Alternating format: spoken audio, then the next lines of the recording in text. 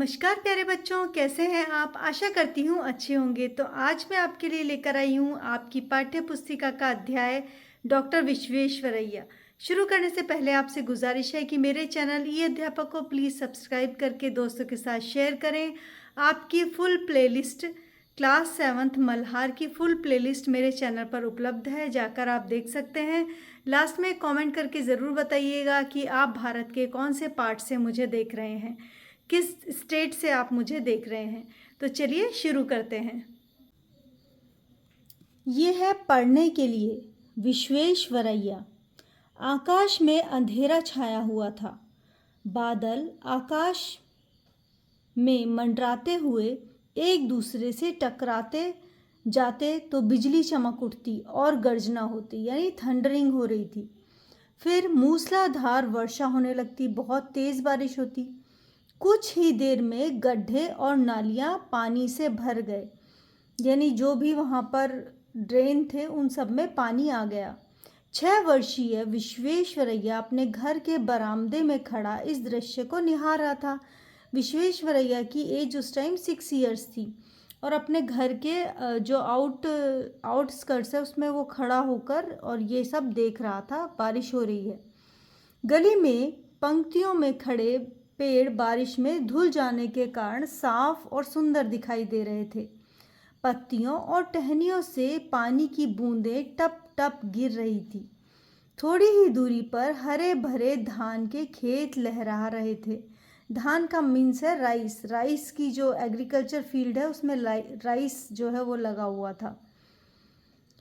जहाँ विश्वेश्वरैया खड़ा था वहीं निकट की नाली का पानी उमड़ घुमड़ रहा था, यानी पानी जो है वो ड्रेन में बहुत ज़्यादा तेज़ी से आ रहा था, जिसमें भंवर भी उठ रहे थे, व्हर्लपूल बन रहे थे। उसने एक जलप्रपात यानी वाटरफॉल का रूप धारण कर लिया था।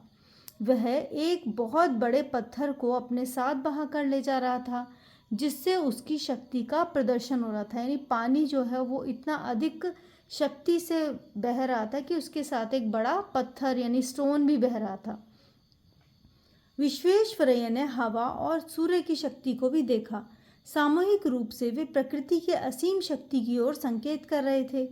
प्रकृति शक्ति है, मुझे प्रकृति के बारे में सब कुछ जानना चाहिए। वह छोटा सा लड़का बुदबुदाया, यानी उसने विस्पर किया कि नेचर जो है उसके अंदर बहुत अधिक एनर्जी है और डिफरेंट टाइप की एनर्जी, यानी हवा, विंड, और आज उन्होंने पानी की एनर्जी को भी देख लिया। फिर उसने थोड़ी दूरी पर निर्भीकता से मूसलाधार वर्षा में खड़ी एक आकृति को ताड़पत्र की छतरी हाथ में लिए हुए देखा, यानी कोई था जिसने ताड़पत्र, एक टाइप का पत्ता होता है जिससे गाँव में छतरियाँ यानी बनाई जाती हैं, और उसी को लेकर वो खड़ा था। वह उसे तुरंत पहचान गया। उसके कपड़े फटे थे, वह कमज़ोर और भूखी लग रही थी। वह एक झोंपड़ी में रहती है, हट में। उसके बच्चे भी स्कूल नहीं जाते हैं। वह गरीब थी। विश्वेश्वरैया ने सोचा कि वह इतनी गरीब क्यों है। उन्होंने बड़ी गंभीरता से प्रकृति और गरीबी के कारण के बारे में जानने का प्रयास किया। वह परिवार के बड़ों से इस बात का उत्तर जानना चाहते थे। वह अपने अध्यापकों यानी टीचर से भी जिरह करते थे। वह उनसे प्रकृति के बारे में पूछते और ऊर्जा के कौन से प्रचलित स्रोत हैं, कैसे इस ऊर्जा को पकड़कर इस्तेमाल किया जा सकता है। वह यह भी पूछते कि आखिर इतने लोग गरीब क्यों हैं, नौकरानी फटी साड़ी क्यों पहनती है, वह झोपड़ी में क्यों रहती है, क्या उसे अपने बच्चों को स्कूल नहीं भेजना चाहिए। तो ये जो विश्वेश्वरैया जो छोटे से बच्चे थे उनके मन में ये सारे क्वेश्चन आते थे, जिसको वो पूछते थे अपने से बड़ों से या फिर अपने टीचर्स से। धीरे धीरे इस लड़के को प्रकृति और जीवन के बारे में अंतर्दृष्टि प्राप्त होने लगी। उसे महसूस हुआ कि ज्ञान असीमित है, यानी नॉलेज जो है वो अनलिमिटेड है इस वर्ल्ड में। उसे बिना रोके सीखते रहना होगा, तभी उन्हें इन प्रश्नों के उत्तर मिल सकेंगे जो उन्होंने उठाए थे। उन्होंने निश्चय किया कि वह जीवन पर्यंत छात्र बने रहेंगे, क्योंकि बहुत कुछ सीखना बाकी है। इसी संकल्प से में उनकी महानता की कुंजी थी, यानी उन्होंने सोचा कि वो लाइफ लॉन्ग कुछ ना कुछ लर्न करते रहेंगे, और इसीलिए लर्निंग जो है वो ही स्टूडेंट करता है और स्टूडेंट ही वो बने रहना चाहते थे। मोक्ष गुंडम विश्वेश्वरैया का जन्म मैसूर, जो कि अब कर्नाटका में है, के मुद्दानहल्ली नामक स्थान पर 15 सितंबर 1861 को हुआ। उनके पिता वैद्य थे, यानी आयुर्वेदिक डॉक्टर थे। वर्षों पहले उनके पूर्वज आंध्र प्रदेश के मोक्षगुंडम से यहाँ आए थे और मैसूर में बस गए थे। 2 वर्ष की आयु में ही उनका परिचय रामायण, महाभारत और पंचतंत्र की कहानियों से हो गया था। यानी 2 ईयर्स के जब थे तभी उनको ये कहानियाँ सुनाने लग गए होंगे। ये कहानियाँ हर रात घर की वृद्ध महिलाएं उन्हें सुनाती थी। कहानियाँ शिक्षाप्रद और मनोरंजक थी। इन कहानियों से विश्वेश्वरैया में ईमानदारी, दया और अनुशासन जैसे मूल मानवीय मूल्यों को आत्मसात किया। विश्वेश्वरैया चिकबल्लापुरम के मिडिल स्कूल व हाई स्कूल में पढ़े। जब उन्हें गॉड सेव द किंग, यानी ईश्वर राजा को सुरक्षित रखे वाला गीत गाने को कहा गया, तो उन्हें पता चला कि भारत एक ब्रिटिश उपनिवेश है, यानी ब्रिटेन के लोग जो हैं वो यहाँ पर आकर राज कर रहे थे। अपने मामलों में भी भारतीयों को कुछ कहने का अधिकार न था। भारत की अधिकांश संपत्ति विदेशियों ने हड़प ली थी। क्या उनके घर में काम करने वाली नौकरानी विदेशी शासन के कारण गरीब है?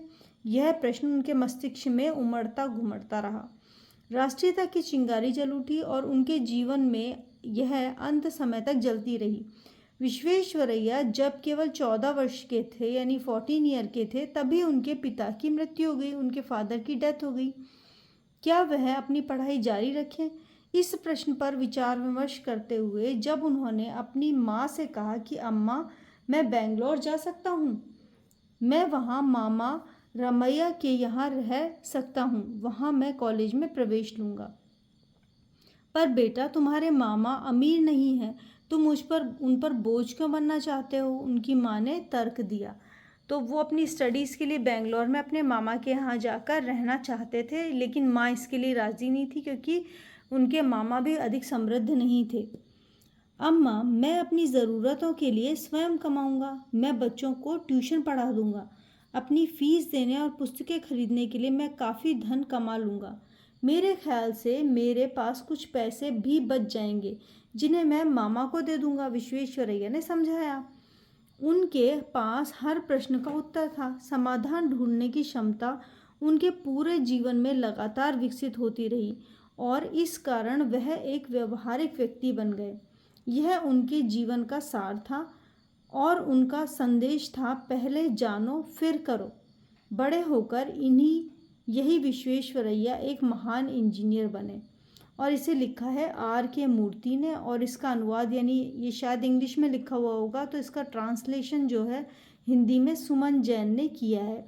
तो इस तरह से बताया है कि विश्वेश्वरैया किस तरह से एक छोटे से बालक जिनके पिता की भी मृत्यु हो गई थी, लेकिन फिर भी उन्होंने अपनी पढ़ाई को जारी रखा और भारत के एक महान इंजीनियर के रूप में वो बनकर आए, जिन्होंने बहुत सारी बड़ी बड़ी योजनाएं बनाई, जिससे भारत का जो इंफ्रास्ट्रक्चर है वो बहुत अधिक मजबूत हुआ। और आज भी मैसूर जो है उसमें अगर आप जाके देखेंगे तो बहुत सारी चीज़ें इनके द्वारा बनाई गई हैं जो कि आज भी हैं। तो इस तरह से हम विश्वेश्वरैया के बारे में इस पाठ से जान सके। आपको मेरा पढ़ाया हुआ कैसा लगा? आशा करती हूँ अच्छा लगा होगा। तो आप एक कमेंट करके ज़रूर बताइएगा कि आप इंडिया के कौन से पार्ट से मुझे देख रहे हैं।